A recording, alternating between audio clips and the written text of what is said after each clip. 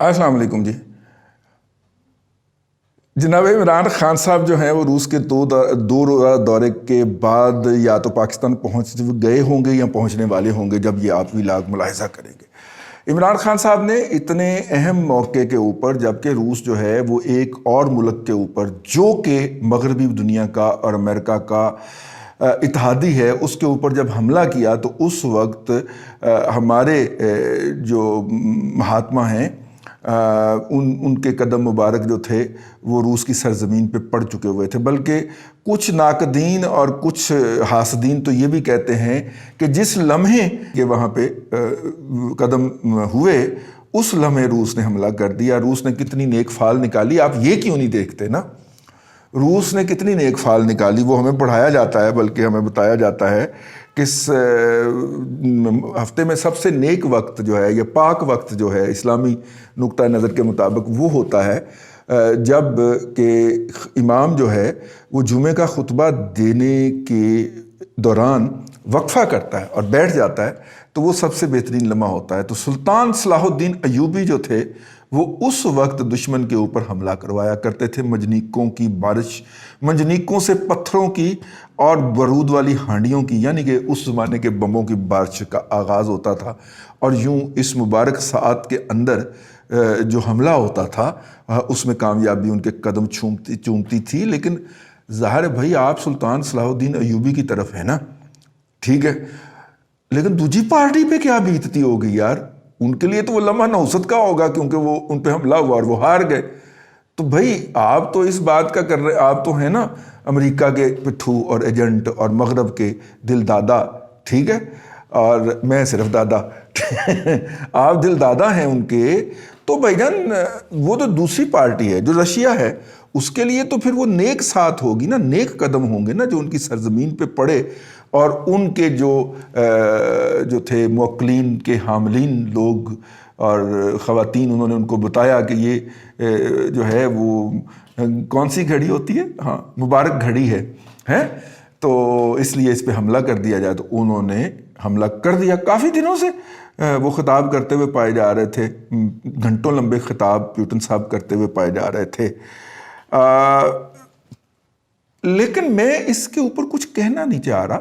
میں ایک الگ سے اس جنگ کے اوورال سچویشن پہ ایک ولاگ کر چکا ہوں، لیکن اس پہ میں اس لیے کچھ نہیں کہنا چاہ رہا کہ یار اس طرح اپنی بےزتی ہوندی ہے، لیکن بندہ کوئی اپنی بےزتی آپ ہی کری ہے، خود ہی اپنی بےزتی کری جائے تو ہم کیا کریں؟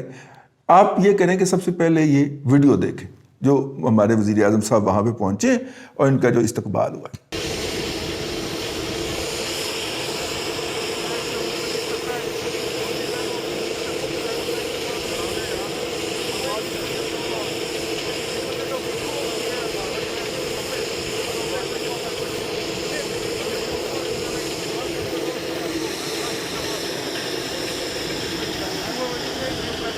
جی یہ استقبال کیا جی ایک اسسٹنٹ فورن منسٹر نے۔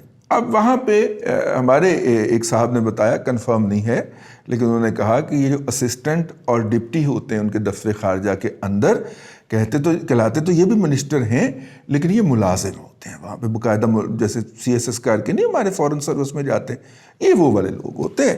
تو مطلب کہ بہت پیک پہ جا کے تو وہ اسسٹنٹ فورن منسٹر یا ڈپٹی تو کبھی بھی نہیں ہوتا، لیکن اسسٹنٹ فورن منسٹر تک وہ جاتے ہیں۔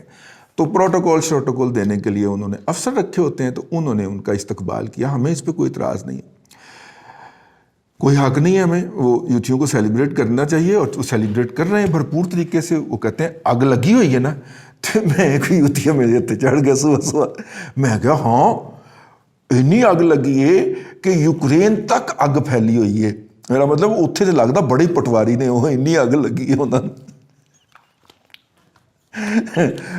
پنوتی کے کامیاب وزٹ کے اوپر پٹواریوں کو اگ لگی ہوئی ہے۔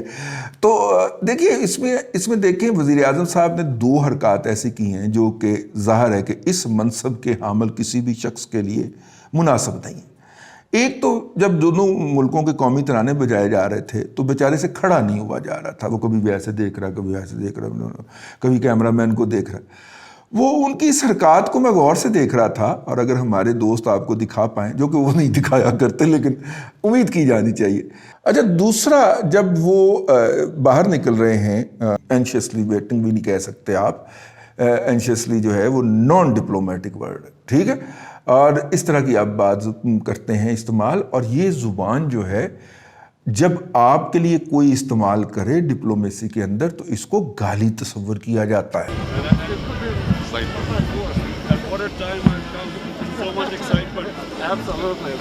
تو وہ اپنے آپ نو آپ ہی گالاں کڈن لگا ہوا ہے۔ میرا مطلب ہے کہ یہ اس کو کہتے ہیں مکافات عمل۔ جب بندہ اپنے ہتھوں کو چک وڈنا شروع کر دے، اپنے ہتھوں پہ، اپنے ہاتھ پہ کاٹنا شروع کر دے اپنے دانتوں سے، تو پھر جو صورتحال ہوتی ہے وہ اس وقت مجسم اس کی صورت بنی ہوئی ہے۔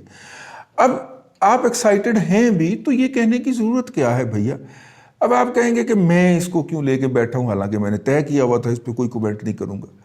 دیکھیے، بات یہ ہے کہ بونگیاں موصوف مارتے ہیں، ٹھیک ہے، بےزتی پورے پاکستان کی ہوتی ہے، اور بعد میں بھگتنا بھی پورے پاکستان کو پڑے گا۔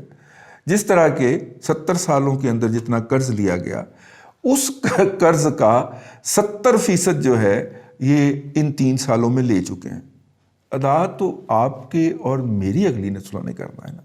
اس طرح ڈپلومیٹک بلنڈرز یہ جو کر کے جا رہے ہیں، دیکھیے FATF ہو، IMF ہو، ورلڈ بینک ہو، ٹھیک ہے، ایشیائی ترقیاتی بینک ہو، ان تمام سے ہمیں پیسے چاہیے، اور ان تمام کے اوپر کس کا کنٹرول ہے؟ روس کا؟ وہ نہیں پایا، امریکہ کا۔ امریکہ کی وہاں پہ انفلوئنس ہے، اس کے کہنے کے اوپر لوگ اس کے بورڈ میں ووٹ دیتے ہیں، اور ان ووٹ سے اس کی فیصلہ سازی کا عمل مکمل ہوتا ہے۔ تو اب ہم ان لوگوں کو چڑھانے کے لیے گھر سے نکلے ہوئے ہیں۔ پورا ویسٹ جس نے اگر ہم سے وہ GSP+ کا اسٹیٹس وڈرا کر لیا تو $8 ارب کی ہماری ایکسپورٹ وہ پڑی ہے، ٹھیک ہے، اس کو چڑھانے کے لیے ہم نکلے ہیں، اور امریکہ کو، جس سے ہمیں IMF اور ورلڈ بینک کے اندر اور FATF کے اندر جس کی مدد چاہیے، اس کو چڑھانے کے لیے ہم جا کے اس دن جس دن صدر پیوٹن انٹرنیشنل قوانین کی خلاف ورزی کرتے ہوئے ایک آزاد اور خود مختار ملک کے اوپر چڑھ دوڑا ہے، تاریخ یہ ایک بات کبھی نظر انداز نہیں کرے گی کہ ہم وہاں پہ اس دن موجود تھے۔ بھلے ہم ایکسائٹڈ ہو کے گئے تھے، بھلے ہم عمر بھر کی احساس ہائے کمتری کو کم کرنے کے لیے گئے تھے، جو ہونی نہیں ہے ویسے، ٹھیک ہے، یہ بچپن سے ہی کچھ طبیعتیں جو ہیں ان کے اندر کمیاں اور کجیاں پیدا ہو جاتی ہیں۔ والدین کو اس لیے چاہیے کہ بچوں کی اچھی تربیت کریں اور آپس میں مت لڑیں۔ جب یہ ہم وہاں پہ یہ سارا کچھ ہوا تھا تو ہم وہاں پہ پاکستانی قوم کا نمائندہ وہاں پہ حلا شری دینے کے لیے موجود تھا۔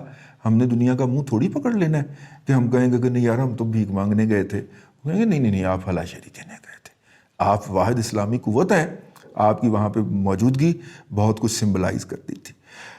اللہ نہ کرے ہماری یہ اگلی نسلوں کو بھگتنا پڑے، خدشہ ہے کہ بھگتنا تو پڑے گا۔ اللہ آپ کو آسانیاں عطا کرے اور آسانیاں خلق خدا میں تقسیم کرنے کی توفیق عطا کرے۔